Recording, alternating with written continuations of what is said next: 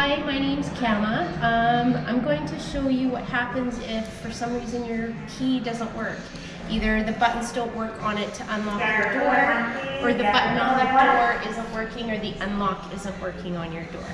So there's a frequency between your key and the car, and sometimes it's interrupted by a neighbor's Wi-Fi booster, or you're down by Walmart, Costco here in Lethbridge, that's a bad place for it, and it's not working.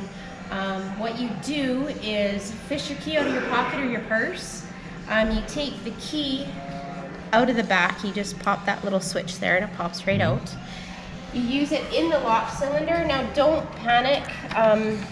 The alarm may or may not go off when you unlock the door, so just bear with me. Oh, it didn't go off, that's good, we're in the show. You get in, and even if the alarm's going off, you're still okay. You put your foot on the brake, and you hold your button against, your fob against the button, and push it. It'll start every time.